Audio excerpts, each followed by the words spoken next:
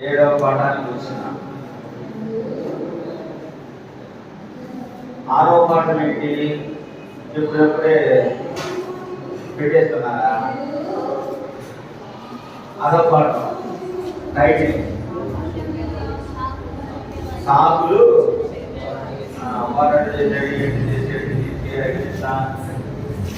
సాకులు నెపములు చెప్పడం. మన థీమ్ ఏంటి?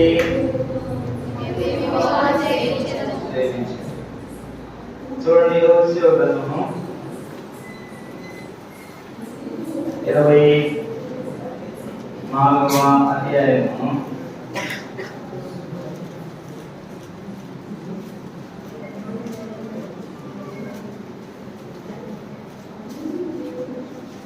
15వ వచనం కలిసి చదువుకున్నాం. యెహోవాను సేవించుట మీరు కీడును చూసిన యెడల మీరు ఏమని సేవించారో అది అతడిని శిక్షించుటకు సేవించిన దేవుడిని సేవించినదో అమ్మోని సేవించున్నారే వారిని సేవించారో మీరు కోరుకు ఎవరిని కోరుకున్నాను నేను నా యెహోవాను సేవించాను. యెహోవా చెప్తున్నారు, ఖచ్చితంగా ఒక నిబద్ధతతోటి ఇవేది కోరుకున్నా నేను మాత్రం ఏం కోరుకుంటాను? మేము యెహోవాను నేను నా ఇంటి వారిని యెహోవాను సేవించాను. ఇది నా పాఠం కొరకై దేవుని యొక్క వాక్యం చదువుకున్నాడు. లూకా సువార్త 15వ అధ్యాయం.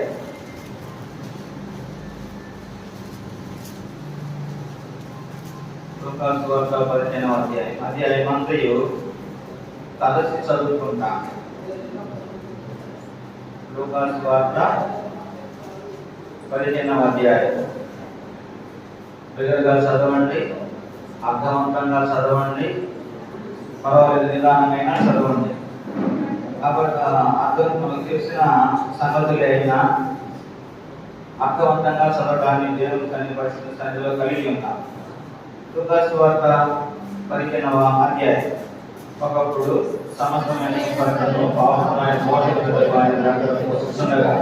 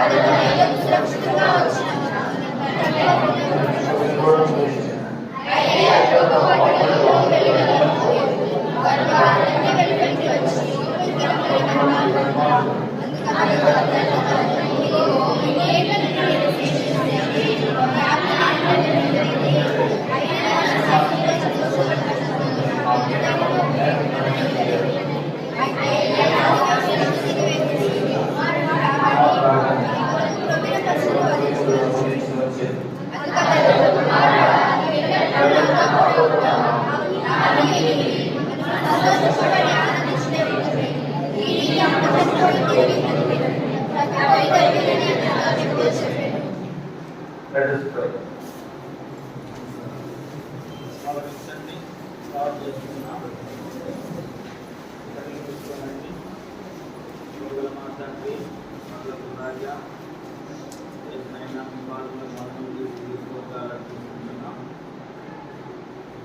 ఆలయంలో మా తండ్రి ఈ విధంగా బైబిల్ పాఠశాలలో ఈ 4 రోజులను కూడా మీరు మాకు శిక్షకుల కొరకై స్థుతిస్తున్నాం. మా తండ్రి 7వ పాఠం కట్టగల మా తండ్రి పిల్లలకు అనుగ్రహించిన మీరు సహాయించి ఈ పరిశుధాలను నడిపి పలుకుంటుంది. అయ్యో అవసరమైన మాటలు మీ ఉపదేశం కొరకై కనిపెట్టుకుంటున్నాను. దైవ మా తండ్రి మా ప్రభావాన్ని సంకల్పం ఏర్పాట్లు కనిపించి దర్శించున్నాయి. అధ్యాయం చదువుకున్నాం. వాటి ద్వారా వాటికి దేవుడైన దేవుడు వాటికి మీరు నాయన మీరే నాయన మీ నాన్న బిడ్డగా దయచి మాకు దయచి తమను ఆశ్చర్యకరంగా ఉంచుకుంటారు. మా ప్రభు మీరు మాట్లాడితే మనుషులమైన మాకు ఎంతైనా మీరు ఉన్నాయి. మాట్లాడేవారు మీరు కదా కలిగించిన మాట్లాడి ప్రభు మీ కృపవాక్యానికి బిడ్డలు అప్పగించుకుంటుంది, మమ్మల్ని అప్పగించుకుంటుంది. మార్నింగ్ సెషన్లో మీరే సహాయించి అంటే ఈవినింగ్ సెషన్లో తోడై ఉన్నాయి. మీ కృపవాక్యాన్ని మమ్మల్ని అప్పగించుకుంటుంది. ఆయన బిడ్డల్ని మీ కృపలో జ్ఞాపకం చేసుకుంటుంది. ఏ కృపలో పాలు చేసి చూపించి వేడుకొచ్చున్నాం.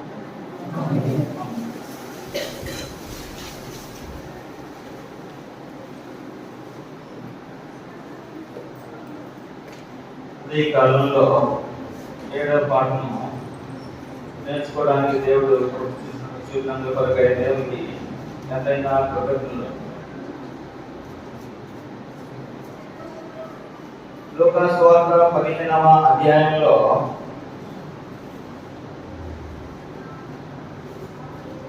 పెద్ద కుమారుడు అంటున్నారు కదా, ఏమని ఇంత కాలం నుంచి నేను జీవిస్తున్నాను, నాకు ఒక మేనకలనైనా ఇక్కడ సేవ గురించి ప్రస్తుతంగా చెప్పవచ్చు. దేవుడిని సేవించడంలో భాగంగా లూకాసు సువార్త 15వ అధ్యాయం అంతా చదువుకున్నాను. ఈ అధ్యాయంలో ఏమున్నాయంటే పోగొట్టుకున్నాయి, తప్పిపోయి ఏమున్నాయమ్మా? 3 అంశాలు ఉన్నాయి. ఒకటి ఏంటి అమ్మా? తప్పిపోయిన. రెండవది నాణ్యం పోగొట్టుకుంది ఒక స్త్రీ. సరే, పోగొట్టుకోవడం అన్నా తప్పిపోవడం అన్నా దొరికిపోవడం అన్నా ఒకటే భావన. ఇక 3వ చిన్న కుమారుడు పంచు నాకు ఇచ్చేసే, నీకు నాకు ఇక సంబంధం లేదన్నట్టుగా తండ్రితో విభేదించి వెళ్ళిపోయింది. ఎప్పుడైనా విలువైన వస్తువులు పోగొట్టుకున్నప్పుడు తెలుస్తుంది ఆ బాధే. మీరు ఎప్పుడన్నా విలువైన వాటిని పోగొట్టుకున్నారా? ఒక్కోసారి పోగొట్టుకున్నవి మళ్ళీ దొరుకుతాయి. దొరికినప్పుడు మన అనుభూతి ఫీలింగ్ ఎట్లుండదు. పోగొట్టుకుని దొరికినప్పుడు ఆ సంతోషం చెప్పడానికి అలవి కాదు, తట్టుకోలేమన్నమాట. ఉత్సాహం ఉప్పుంది. ఇదే ఎగిరి గంతేసినట్లయితే మన పక్కోళ్ళని పిలుస్తాం, పొరుగు వారిని పిలుస్తాం, స్నేహితులను పిలుస్తాం. ఈ 3 తప్పిపోయిన సందర్భాలలో ఆ యజమానుడు ఎంతగానో సంతోషించినట్లుగా ఇరుగు పొరుగు వారితో చెప్పినట్లుగా చూస్తుంటున్నాం. అంటే యేసుక్రీస్తు ప్రభువారి యొక్క ప్రేమ, ఆ గొప్పతనాన్ని, ఆ ఔన్నత్యాన్ని అర్థం కావడం కొరకు ప్రభువే ఈ భూమి మీద సంచరించిన దినాలలో చెప్తూ ఉంటున్నారు. సరే, ఎవరితో చెప్తున్నారు, ఎందుకుతో చెప్తున్నారు, ఇవన్నీ మీరు క్వశ్చన్ ఆన్సర్స్ బుక్లెట్లో చేయాలి. ఏదో చూసి పక్క దగ్గర చూసి 4 బయట పెట్టి చూసి కాపీ పెట్టినట్టు కాదు. అర్థవంతంగా చదువుతున్నాము లేదనడానికి వరకు మొత్తం చదువుకున్నాము. రండి, ఇక్కడ లూకా సువార్త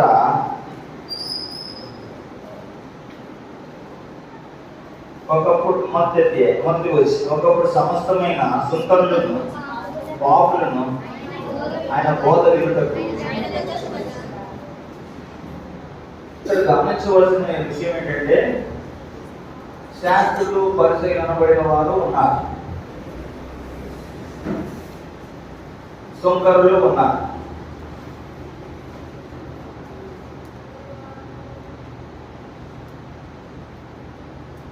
ఈ సుంకరుల దగ్గరికి శాస్త్రులు పరిచయం ఏ రోజు వాళ్ళతో సంబంధాలే కలిగి ఉండదు.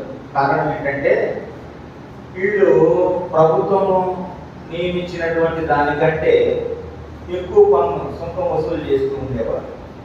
₹4 పన్ను అనుకోండి, ఇప్పటి లెక్కల ప్రకారం వాళ్ళు ఒక 400 4,000 వసూలు చేసేస్తారు. అదే నీకు పన్ను వచ్చింది కదా, ₹4,000. తెలుగు 4,000 కట్టలేదు, 2,000 ఎట్లయితే మొత్తం మీద మోసం చేసేవాడు ఈ సుంకరు. అట్లా అన్యాయంగా పన్ను వసూలు చేసేవాడు. ఒకటి కారణం. రెండవ కారణం, వీళ్ళు యూదులకు వ్యతిరేకులైనటువంటి రోమా ప్రభుత్వంలో పనిచేసేవారు. ఆ ప్రభుత్వం యూదులకు నచ్చదు. అందుకే ఈ శాస్త్రులు పరిచయులు యూదులను పడిన వారు ప్రపంచంలోనే అగ్రజాతి, లోకరీతిగా వాళ్ళు ఎక్కువైనటువంటి వర్గం వారు. ఈ సుంకరులు అట్టడుగు వర్గం వారన్నమాట. అందుకని వాళ్ళని లెక్కలోకి తీసుకోరు, చాలా తేలికైన భావంతోనూ సులభంగా చూసేవారు. ఇటువంటి సుంకరుల ఆహ్వానం మేరకు యేసు ప్రభువారు ఈ భూమి మీద ఉన్నటువంటి దినాలలో వాళ్ళ చెంతకు రావడం, వాళ్ళనే పాపులుగా చూసేవాడు. శాస్త్రులు పరిచయులు వాళ్ళ దగ్గరికి వెళ్ళి భోజనం చేయడం, వాళ్ళతో ప్రభు కూర్చోవడం, యేసు ప్రభు చేయడం వీళ్ళకి ఇబ్బందికరంగా అనిపించింది. అదే మన దేవుడు ప్రభు యూదుడు మనవాడు పోయి అక్కడ ఉంటామేంటి అని చెప్పి వీళ్ళకి నచ్చడం లేదు. వాళ్ళ మనసులు ఎదిగి, నాకు కావాల్సిందే వాళ్ళు, మీరు 99 మంది ఉన్నా మీకేం మారు మనసు ఏమి గురించి మీకేం పట్టడం లేదు, ఆ నశించిపోయే వాళ్ళు ఉన్నారే, ఆ చిట్ట చివరి వాళ్ళు ఉన్నారే, ఆ అమాయకంగా ఏమి తెలియదు వారిగా అన్యాయస్తులుగా అక్రమ ఆస్తులుగా చూపబడుతున్నారే. ప్రభు చెప్పాడు కదా, నేను నీతిమంతులను విలువ పాపులనే విలువచ్చింది కానీ నీతిమంతులను విలువ రాలేదు. అటువంటి సందర్భంలో ఈ శాస్త్రులకి పరిచయులకి ఈ మాట చెప్తూ ఉంటున్నాడు. ఎందుకని? ప్రభు యొక్క ప్రేమను అర్థం చేయడానికి. కనుక జ్ఞాపకం చేయబడుతుంది. వాళ్ళు అనుకుంటున్నారు, ఎవరు? పరిచయులు, శాస్త్రులు. లోపల అదే వెళ్ళడం ఏంటి? మన దగ్గర కదా రావాల్సింది, ఉండవలసిన మనతో కూడా మన దగ్గర కదా ఇట్లా చెప్పుకొని ఉంటున్న వారు. అందుకని చెప్తాం. మొదటిది ప్రభు చెప్పారు, నశించిన దానిని వెనక రక్షించిన వర్గ మనిషి కుమారుడు. మొదటిది తప్పిపోయిన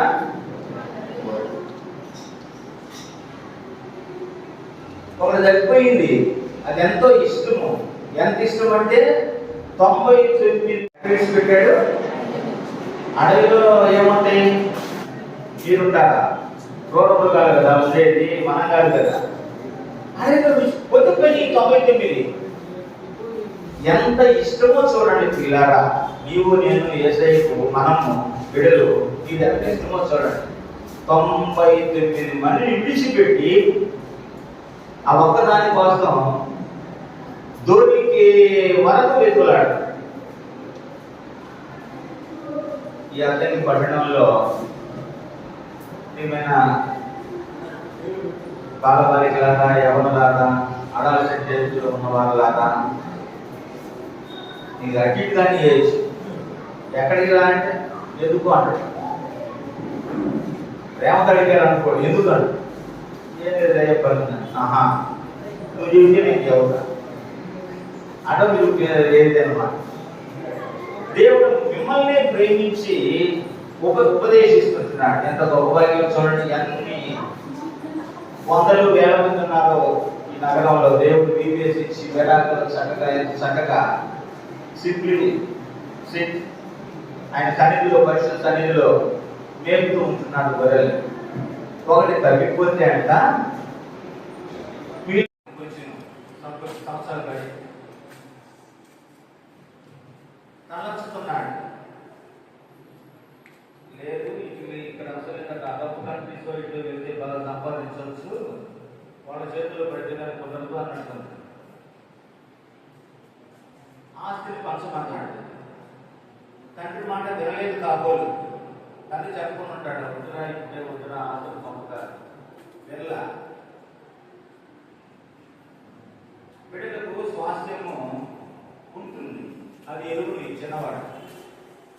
పెద్దవాడే మాట్లాడా బాగానే ఉన్నాడు. సరే ఇప్పుడు తెలియదు, తెలిసి వచ్చినప్పుడు వచ్చింది. చిన్నపిల్లలు ఉన్నారు, సామాన్యంగా అందగాడని చెప్తున్నారు. చిన్నపిల్లలు ఉన్నారు, అప్పుడు క్యాండిల్ ఉన్నది, దాని దగ్గర పోయి ఏడు చేయి పెట్టబోతాడు, పట్టుకోబోతాడు. మళ్ళీ పిల్లలు తీసుకొచ్చి వెనక్కి పెడితే మళ్ళీ పోతాడు క్యాండిల్ దగ్గర, దీపం దగ్గర. వాడు ఎప్పుడు పోకుండా ఉంటాడంటే చేయి పెట్టి కాలేజీ చూడమన్న తర్వాత ఇక వాడు దాన్ని తీసుకెళ్ళి వాడి దగ్గర పెట్టినా కూడా వాడు దాన్ని వీటికి అనుభవం అయితే కానీ కుదరదు.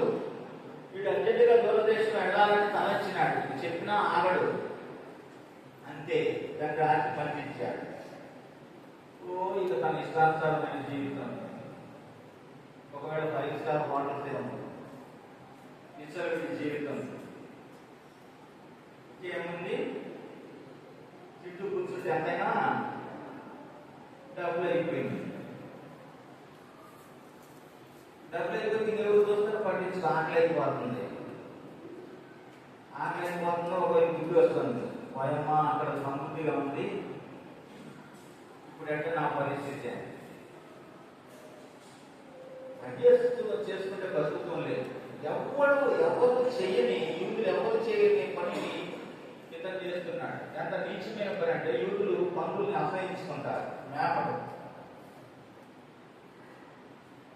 గ్రహించాడు, ఇప్పుడు పలానోడు కదా వీటిని పందులు మేపడానికి చెప్పి పందులు మేపడానికి పంపించాడు. ఆకలి అనేది ఎంతటి తప్పుడు కార్యాలకైనా ప్రేరేపిస్తుంది. తప్పేం లేదు, ఇబ్బందిలో ఉన్నాం కదా, దొంగతనం చేయొచ్చు కదా అనుకుంటాడు. ఏ పొజిషన్లో ఉండి చేసినా తప్పే. పాపమే. పందులు మేపడానికి పోయాడు. ఒకవేళ ఆహారం లేకపోయింది, దానికి ఎంత కదా పొట్టు, ఆ పొట్టన్నా తినొచ్చాను. పొట్టు తింటే ఊరుకుంటారా యజమాని? గాడిగా ఉండి దాంట్లో పొట్టు పోస్తారు. వీడు కూడా పోయి ఆ పొట్టు తింటుండేమో, ఈ పందులు మూతి పెట్టి తింటుండేమో. ఒకవేళ ఆవివే నువ్వు ఈ రోజు వచ్చి నువ్వు మాలో వాటా అడుగుతున్నావు. ఎవరు పనులు? ఇది మా భాగం. మా భాగంలో వచ్చి నువ్వు ఈ రోజు వచ్చి మా ఆస్తి కావాలనుకో, ఆడిపో, మీ అమ్మగాడికి పో. ఆడదేమి ఏడగాదా, గరువులు పడతావు, మా ఆహారం తీసుకుంటావు. నీ కూడా ముందులు పెట్టి నిర్ణయం అయ్యేగాదు. అప్పుడు కానీ సిగ్గొచ్చింది అనుకుంటాను నేనయ్యి. యజమాని చూస్తాడేమో, కోట పడి పొట్టు మేగిపోయాడేమో. అవి కూడా ముద్దులతో, పందుల ముద్దులతో నెట్టినేమో. బాగా ముద్దొచ్చింది నా తండ్రి దగ్గర.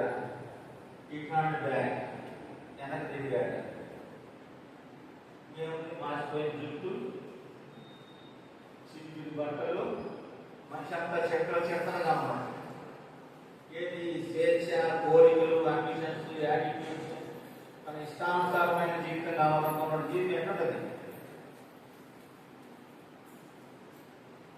ఎట్లనే ఉంటుంది. ఇప్పుడు నేను పోతే ఏమంటారో, ఇరుగురు వాళ్ళు ఏమంటారో, మనయ్య ఏమంటాడు, అరే అదొక వృద్ధురా అంటే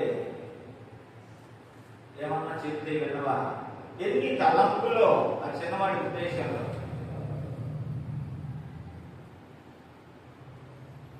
నిజంగా నన్ను అనుమతిస్తారా ఇంటిలోనికి? ఎన్ని ఆలోచనలో ఏమైనా సరే ఈ పనుల దగ్గర, ఈ కొట్టు దగ్గర, వాడి దగ్గర, ఈ దూర ప్రాంతంలో ఆకలితో చావడం కంటే నా తండ్రి దగ్గరకు వెళ్ళడం నాకు ఎంతైనా మంచిది అనుకొని తలంచినాడు. బుద్ధి వచ్చింది, వస్తుంటున్నాడు. నేను అనుకుంటున్నాను అది అరుస్తారేమో మా నాన్నగారు, నాన్న ఒక పదవుడికి ఇచ్చే ఆహారం పెట్టు. నిజమైన పశ్చాత్తాపం, రక్షణార్థమైన మారు మనసు ఏం పుట్టించింది? దుఃఖమును పుట్టించింది. ఏడు అనుకుంటున్నాడు. ఒక కూలోడుగా పెట్టుకున్నానని అడుగుతా. ఏమని అడుగుతారంట? ఒక కూలోడుగా పెట్టుకున్నానని అడుగుతా అనుకుంటాను. అందులో ఒక మనుషుడు పరిగెత్తుకుంటా వస్తున్నాడు. వచ్చేసాడు. ఒక మనుషుడు పరిగెత్తుకుంటా అనుకున్న ఆగమేఘాల మీద పరిగెత్తుకుంటా వస్తాడు. వచ్చి అమాంతంగా ఆ చిన్న కుమారుడు వాడు చేసుకుంటున్నాడు. ఎవరంటే ఆయన తండ్రి. ఆ చిన్నవాణి ఈ మాసి పొందినని, ఈ దుర్వాసన పొందులు ఎంత దూరం నడిచాడు. స్నానం లేదు కాబోలు. పనుల దగ్గర పడుకున్న వాడి దగ్గర ఎంత కమ్మట అవసరం వస్తుంది. అసలు మామూలుగా ఎంత మంచి సబ్బులు వాడినా కాసేపు చెమట పట్టింది. ఎంత దుర్గంధంతో నిండిపోయినాడు. ఎంత పాపపు వాసనం. చెప్పిన మాట విన్నాడు కాదు, అతడి కూడా చెప్పినా వినడు. ఇటువంటి వాడు మెడ మీద పడి తండ్రి ఏం చేస్తున్నాడు?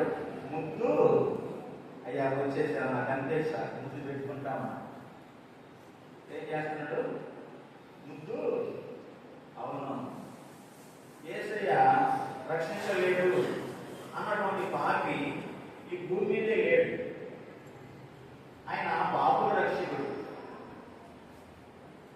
ఎంత ఘోర పాపాత్మనైనా రక్షించే దేవుడు. స్టాప్ చేయండి. మంచి ప్రశస్తమైనటువంటి విలువైన వస్త్రాలు ధరింప చేయని పని వాళ్ళకు ఆజ్ఞాపించినాడు. ఇంకా ఏం చెప్పినాడు? ఉంగరము. ఆ దినాలలో ఉంగరము వారసులకు ఇస్తారు. అధికారము ఏలుబడి కూడా చూపెడుతుంది ఉంగరం. నువ్వు నా వారసుడు అయ్యా, నువ్వు నా కుమారుడివి, అధికారివి, ఏలవలసిన వాడివి. ఈ ఆస్తిపాస్తులని నువ్వే చూసుకోవలసి ఉంటుంది. నడిచి నడిచి నడిచి వాడికి చెప్పులు ఆడిస్తారు. ఎన్ని మాసాలు ఉన్నాయి చెప్పులు? రక్తం కారుతా ఉందేమో. ఒరే నా బిడ్డ చూడు, ఎంత దూరం నడిచి ఆడు చూడు, రక్తాలు కారుతున్నాయేమో. చెప్పులు ఇక నుంచి చెప్పులు దేని ప్రవర్తన చూపెడుతుంది. నడకను, వస్త్రాలు రక్షణ చూపెడుతున్నాయి. అవన్నీ ధరింప చేసినాడు. ప్రొగిన దూడను ఇచ్చినాడు. వధించి విందు చేశాడు. ఆయన వచ్చాడు. ఎవరు? పెద్ద కుమారుడు. కర్మని ఆగాడు. ఏంటో ఈ వాయిద్యాలు ఏంటి, సంతోషం ఏంటి, నేను ఉదయం పోయేటప్పుడు ఏమి లేదే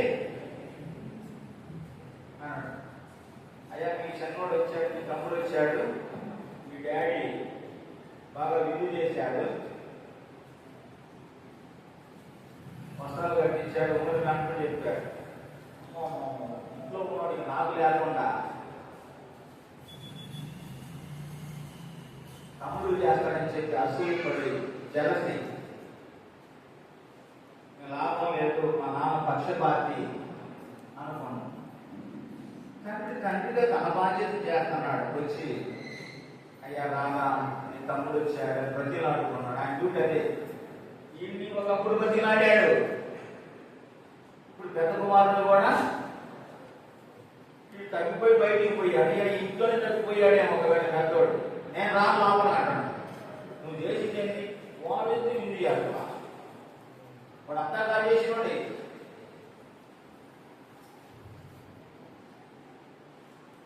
అప్పుడు అంటాడు తండ్రి, నువ్వు నాతోనే ఉన్నావు, నా వదియు నీది. ఈ నీ తమ్ముడు చనిపోయి మళ్ళా నువ్వు నీ ఇష్టానుసారంగా జీవించావంటే నీవు జీవిస్తున్నావు నా పేరు మాత్రం ఉన్నది, కానీ నీవు మృతుడమే అన్నది దైవార్థం. నీ ఇష్టము, నీ కోరికలు, నీ పద్ధతులు, నీ వైఖరులు కాదు, దేవుడు గమనించుకో. ప్రభు అంటారు, మారు మనసు అక్కర్లేని 99 శాస్త్రం కంటే ఎంతో గంట తగ్గడం తర్వాత ముందు ఎంతో ముందు నా మాట వినేవాళ్ళు యెషయాలో చూస్తాం. 53:6 మనమందరము గొర్రెలే ఓ గొర్రె తప్పిపోయిందనుకో, ఒక ఈడుకుందనుకో కాలువ, మిగతా అన్ని కూడా అవుతుంది అమంతరం దూకేస్తా ఉంటాయి. మీకు అర్థం కావడానికి చెప్తా. పొద్దుగుకే సమయంలో 7 గంటల సమయంలో పొద్దుగుక్కింది. వెన్నెల మారుమూల గ్రామం, సిగిల్ రోడ్డు, దొంగ రోడ్డు, గోతులు త్వరగా ముందుకెడగా మారుమూల పల్లెలో రోడ్డు, వంకరటింక రోడ్డు. ఉదాహరణ మూలెక్కల రోడ్డు అనుకున్నాం. ఒకప్పుడు నాడు దోచుకుంటూ ఉండేది. మేము పరిచయకు పోయే దినాలు చాలా రోజులు కూడా ఇక వర్షం పడితే అసలు బాలేదు పరిస్థితి. అటువంటి రోడ్డు ఎదురు వాహనం వచ్చినటువంటి తప్పుకోవాలంటే చాలా కష్టం. 2 వాహనాలు ఆగి చాలా సమయం తీసుకొని స్పీడ్గా పోయేది. అటువంటి రోడ్లో సాయంకాలం 7-8 గంటలప్పుడు మంచి వెన్నెల, ఒక స్కూటర్ మీద ఒక మనుషుడి పోతూ రోడ్డు సెంటర్ లాగి పైన ఉన్న చంద్రుడిని చూస్తాడు. ఏం చూస్తున్నాడు చెప్పాలి బాయ్, ఏం చూస్తున్నాడు? దొంగ రోడ్లో, సింగల్ రోడ్లో ఒక మనుషుడు స్కూటర్ మీద రాత్రి పూట 7 గంటలప్పుడు పైన ఉన్న ఆకాశం చందమామ చూస్తాడు. ఇప్పుడు మధ్యలో అడ్డం పెట్టబోవాలా సిమెంట్ రోడ్డు లాగి ఒక అర్థం వచ్చాడు. ఏదో ఇది చూస్తున్నాడని ఆనంద పడుతుంటే వాడు పైకే చూస్తున్నా కానీ తొలగడం ఇదేం తొలగలేదని చెప్పి ఈ లారీ డ్రైవర్ దిగి ఈడు కూడా ఆ స్కూటర్ మనుషులతో వెనక ఆర్టీసీ బస్సు వచ్చింది. ఏంటి వాడు పోతున్నారని చెప్పి చూస్తే ఏంటి తొలగలేదని చెప్పి వాడు కూడా డ్రైవర్ కూడా దిగి ఈడు చూసినట్టే ఇక ట్రాఫిక్ అంతా తిమ్మాయిపరంగా ఆగిపోయింది. వస్తున్న వాహనాలు వస్తేనే ఆగిపోయింది. ఈడు మాత్రం తొలగడం వల్ల అటెండెన్స్ అతనికి పోలీసు వారికి తెలిసింది. ట్రాఫిక్ ఆగిపోయింది, జామ్ అయిపోయింది. ఇక వాళ్ళ సహాయం తీసుకుంటాను కదా, వాళ్ళు వచ్చారు. వస్తున్న బాగా తిరిగి ఒక 30-40 వెహికల్స్ ఆగిపోయి ఉన్నాయి. అందరూ సమమానం చూస్తున్నారు. పోలీసు వాళ్ళు వచ్చి అడిగారు, ఏమంటే ఏంటి వాళ్ళు చూద్దాంలా. ముందోడు తాగుడు అడిగారు, ఏంటిగా చూస్తున్నారు? వాడు చూద్దాంలో అన్నాడు, ఎంతో ఉందంటున్నారు. వాడిని కూడా అన్నారు. ప్రతివాడు సన్మానం చూస్తున్నారు.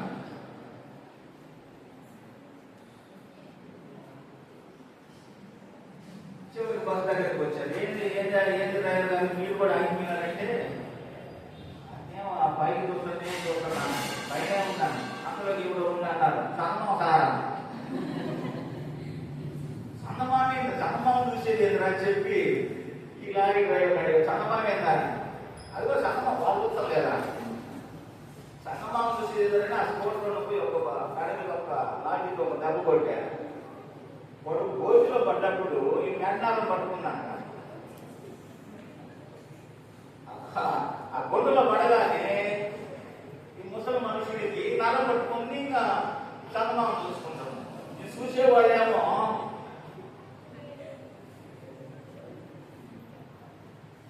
చందమామ అనుకుంటున్నారు. తేల్చి చెప్పారు మనుషుల కారణం. చెత్తోళ్ళు ఊరుకుంటారు, ఎవరు చందమామ చందమామ ఎక్కడని చెప్పి అంటే వేటు పడిందాక తెలియటంలా ఏంటిరా చందమామ గారు సార్ నన్ను అన్నం పట్టకపోయింది. గుంతలో పడగానే వీళ్ళేమో రోడ్లు వేయకపోయి రాడానికి వాళ్ళు అమ్మ ఎక్కడ నా బాధ తప్పించేస్తారు అని ఫోటో దొరికితే ఆ రాకి క్లియర్ అయింది. మీరు కూడా అంతే, ఒకటి చెబుతూ ఒకటి వాళ్ళు చేస్తున్నాడు, వాళ్ళు చేస్తున్నా వాడిని ఏమన్నా అన్నారా?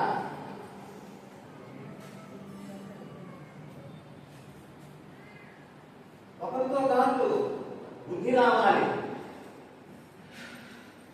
99 మంది ఉండొచ్చు, అడవిలో విడిచిపెట్టేటాడంట. ఎంత శ్రద్ధ,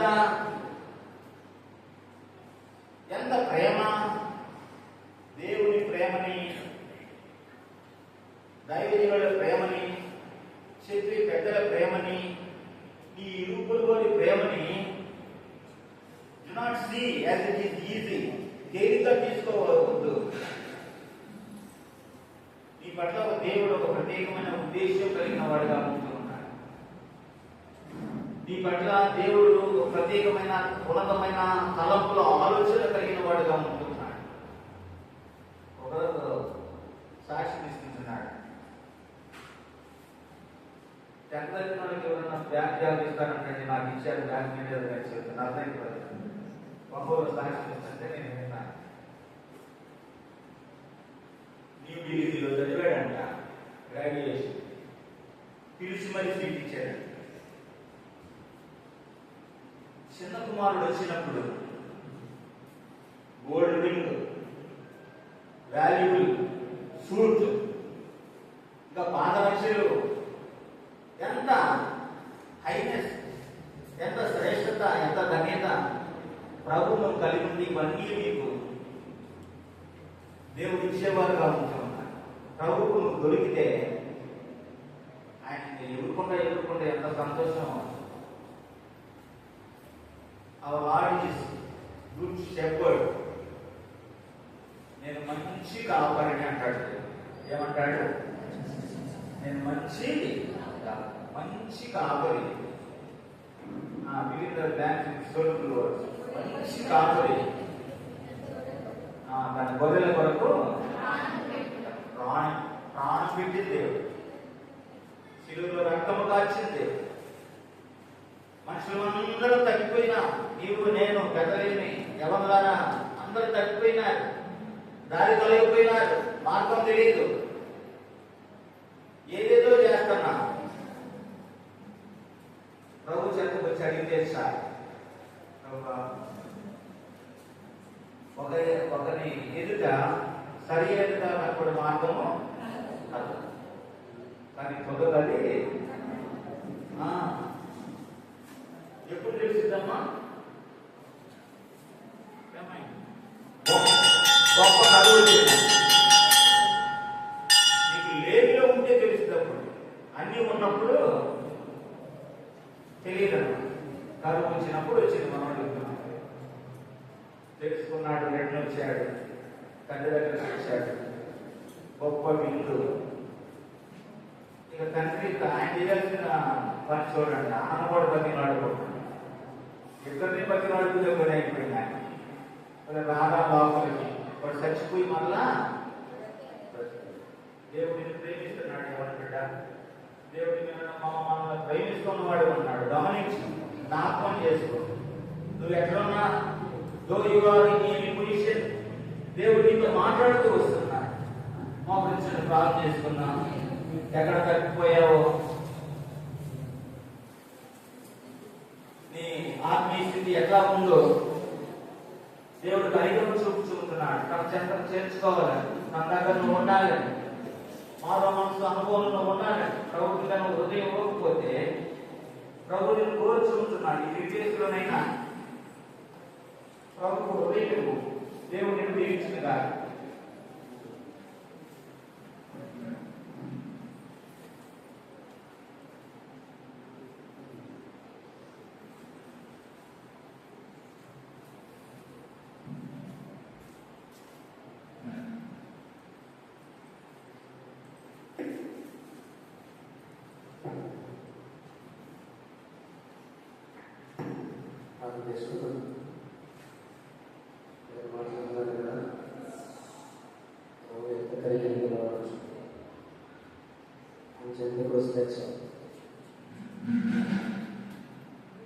ఆనందించగలిగి సంతోషించగలుగుతారు. అప్పుడైనా చాడిపోయినా అక్కడికైనా అర్థమైనా గంధంలో జీవిస్తున్నాను. పౌరులు వచ్చి తెలుసుకో అట్లైన కుమారుడు వ్యాపారం వాక్యేస్తూ వచ్చి వాడైపోయారు, గురువైపోయారు. ఆయన తండ్రి ప్రేమతో దగ్గరికి తెచ్చుకో. నేను కూడా ఒరే కాలము ప్రభా ఇవన్నీ సిద్ధువారి దగ్గరికి వస్తుంది. నన్ను కరుణించవా, నన్ను క్షమించవా అని చెప్పేసి ప్రార్థన చేసుకున్నాను. వాడు అన్నాడు, లోకమును నీకు విరోధంగా నేను పాపం చేసినాను అన్నాడు. నీ కుమారుని తీసుకున్నప్పుడు యోగ్యుని కాను అన్నాడు. నిజమైనటువంటి పశ్చాత్తాపం చేతుల్లో జరిగింది. తండ్రి సంతోషించినాడు. ఈ నా కుమారుడు చనిపోయి మరలా పడుతున్నాడు. వచ్చేసి ఈ మాటలు ఒక తుల్లిని తీసుకో. నీ రక్షణార్థమై ప్రభు అనుగ్రహించింది. ప్రభు నడుపు క్షమాపణ ఎవరి కాలంలో ప్రభుత్వం వస్తే ఆనందించగలుగుతారు. జ్ఞాపకం చేసి పరిశుద్ధ తండ్రి మీకు ఆరోగ్య స్తోత్రం చెల్లిస్తుంది. మీ ప్రేమ ఎంత గొప్పది ప్రభు. ఆకర్షించబడతాయి, దర్శించబడతాయి, తిరిగి సమకూర్చబడతాయి. అదే విధాలుగా అది దాసులతో మాట్లాడుతున్నారు. మీ దేశంలో క్లోజులో గ్రూప్లో ప్రభావానికి స్తోత్రంలో బిడ్డలు అర్థం చేసుకొని మన కాలంలో ఈ విధానంలో పశ్చాత్తాపడి పాపమును లోకమును విడిచిపెట్టి నేను వారి సొంత రక్షకుడిని అంగీకరించి మీద బ్రతుకున్నట్లు మీకు అనుగ్రహించండి. ఈ కాలం మీరు ఎవరైతే వాక్యం చేత సంధించబడి ఒప్పించబడి ప్రభావ నేను కూడా తప్పినుకున్నాను ఎన్నో విధాలుగా దూరమైపోయి మీకు దుఃఖం కలిగించిన నన్ను కరుణించవా అని ఎవరైతే అన్నారో వారిని కరుణించి వారిని క్షమించి వారి దేవుడు జీవితంలో రాసుకొని ఈ రాజ్యం వరకే సిద్ధపరిచారు. ప్రభావ వేరే ఎక్కడైనా ఉన్నారు వారికి మరొక తరుణం అనుగ్రహించారు. టీచర్స్ కూడా బలపరచు. ఎవరి బిడ్డలతో చక్కగా మాట్లాడడానికి వారికి అవసరం సంబంధానికి నాన్న వారికి అనుగ్రహించాను. కొనాలు చెల్లిస్తూ యేసుక్రీస్తు వారి నామమున ప్రార్థించి అడిగి వేడుకుంటున్నాము తండ్రి. ఆమేన్.